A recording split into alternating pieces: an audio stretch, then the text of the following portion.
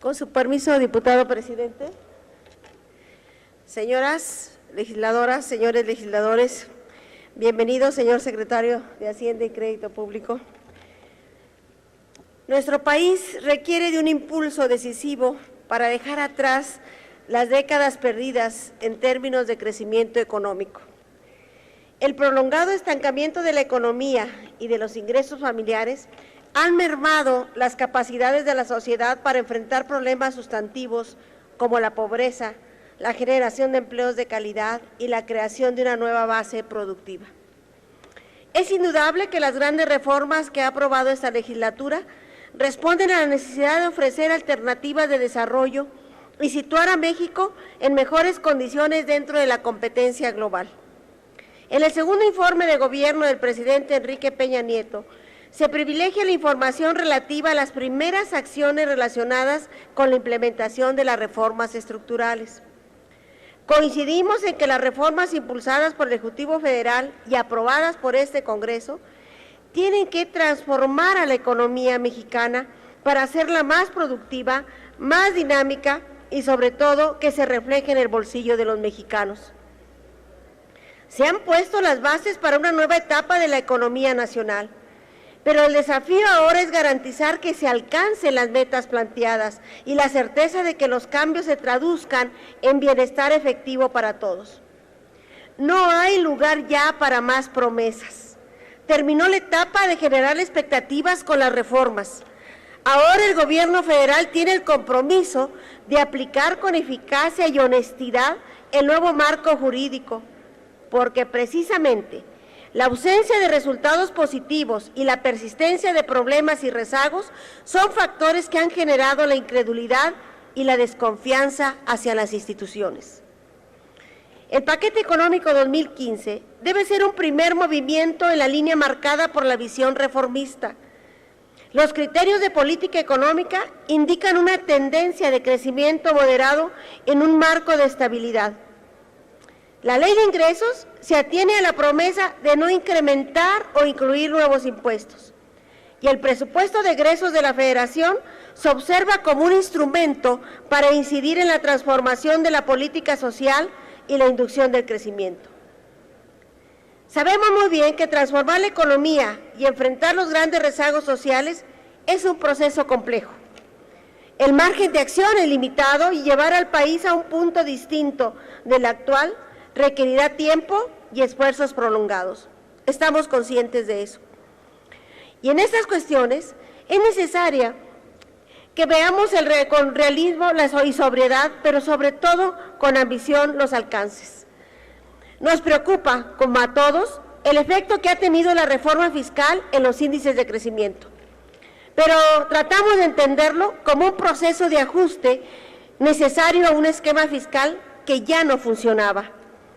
Lo importante ahora es convertir la ampliación de recursos presupuestales que ha aportado la reforma fiscal en acciones que propicien una dinámica de inversiones y empleos formales.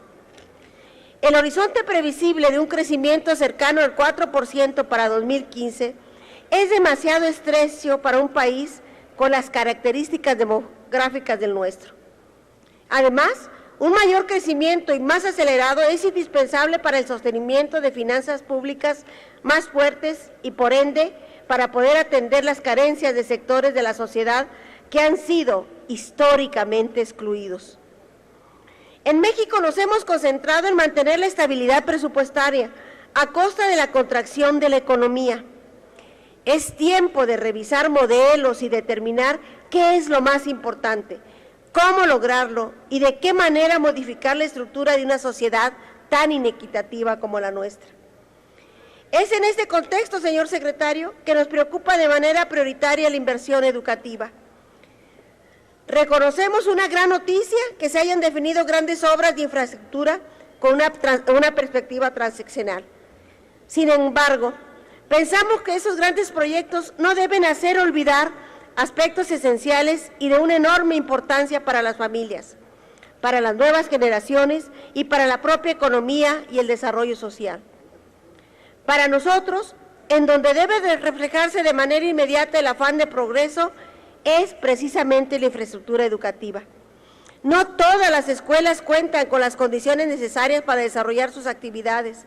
Hay todavía miles de niños y niñas que asisten a espacios escolares en condiciones sumamente precarias.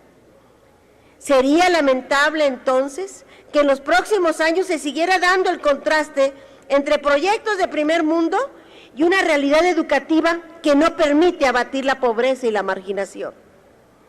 Ninguna política económica puede llamarse exitosa si no genera la equidad social que deriva, entre otros factores, del acceso a escuelas dignas y funcionales para todos los niños y niñas del país. Es en este sentido que quisiéramos proponer de manera respetuosa, señor secretario, una mejor coordinación entre la Secretaría de Educación Pública y la Secretaría de Hacienda, a fin de solucionar el grave problema de las deficiencias en la infraestructura educativa. Asimismo, consideramos que se requiere de un gran cuidado del gasto público en todos los sectores de la actividad gubernamental. Cerrar el paso a la mala administración y a la corrupción es un enorme imperativo.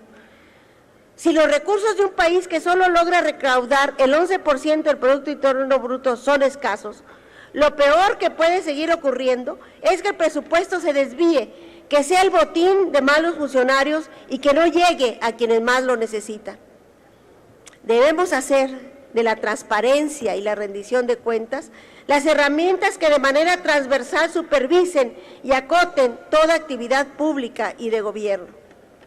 Los países que han adoptado con seriedad y responsabilidad estas variables han visto un mejor desempeño de sus democracias, ha aumentado la calidad de la democracia y ha aumentado la calidad de vida de las sociedades. El uso racional, estrictamente apegado a la ley y claramente orientado al crecimiento de la economía y de la inclusión social, es una condición indispensable para recuperar la credibilidad y la confianza de la ciudadanía.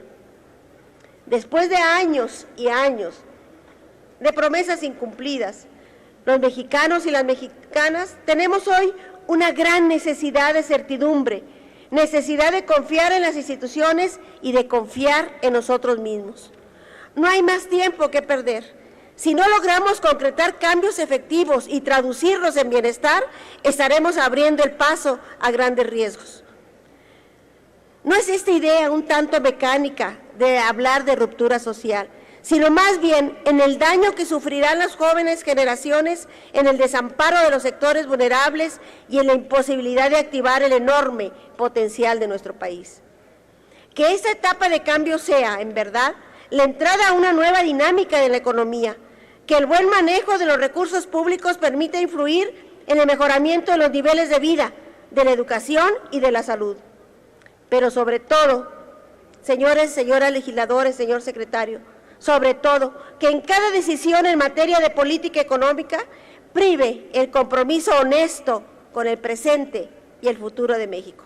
Muchas gracias por su atención. Cámara de Diputados, 62ª Legislatura.